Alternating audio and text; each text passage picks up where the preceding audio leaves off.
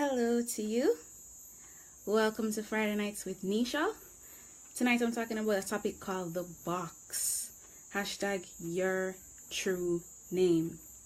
And I want to make something, tonight's going to be very sharp, very snappy. I want to make a point directly to you. Hope you listen to me and enjoy the word. So what we're saying is that most times that people always try to call you a name based on, their own opinion of you. For example, if you like to motivate people, people will call you, you're the motivational speaker. Or if you're in school and somebody gives you a name based on probably your appearance or the way you talk or how you behave, people will call you a name, right? But this and sometimes when people give you a name in high school, the name can continue throughout the rest of your life, but that don't necessarily mean that's your name. It's just that's the name that somebody called you. All right, so the only one who actually knows your name is the one who knows you, right? It's just like if somebody called you Orange and they call you Orange all your whole life. It doesn't mean that that's your actual name. Because if you look on if that's not the name that your parent gave you, then even if you look on your birth certificate, Orange will never be there, even though people may call you that all the time. It's the same thing in the spirit. When God calls you a name, that's your true name. That's your true name. When God calls you a name, that's your true name. All right, even though some people might call you something based on what you do or what you say or how you look, your true name comes from the one who actually knows you, who gave birth to you, who knows you from inside out. All right. So what I want to make note of is that our true name that our daddy gave us is always linked to greatness. Always linked to greatness. So no matter what box people might put you in, you must always know that your true name is what God says about you. So I want to make something very clear to us in Revelations 1 verse 8. The Bible says he calls us kings and priests. Kings and priests. So we shouldn't try to live beneath that. Shouldn't allow anybody to make us try to live beneath that as well. And in Hebrews 1 verse 8 it says, but he says to the Son, you're God. And on the throne for good. Your rule makes everything right.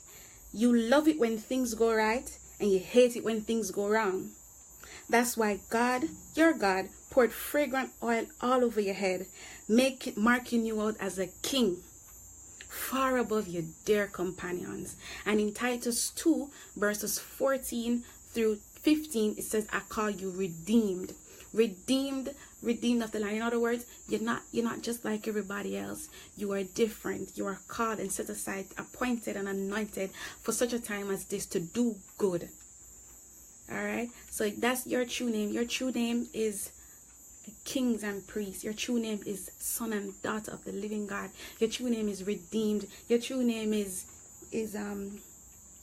king, as it says here. You're the head. He poured fragrant oil all over your head. So, and I want to make something clear to you as well, that I live with some people trying to put me in a box as well. Because some of you may know, I am a student at the university studying medicine, right? So, but I wrote a book. I'm not necessarily a writer, but I am an author of My Story to Good Health. I am the author. Yes, I'm the author of My Story to Good Health. That's my name here. And somebody said to me, I've never seen a doctor who writes. But no, I don't need to be put in any box. And there are a few poetic pieces in there as well that you guys can definitely check out. I have some copies of this book now. You guys can check it out.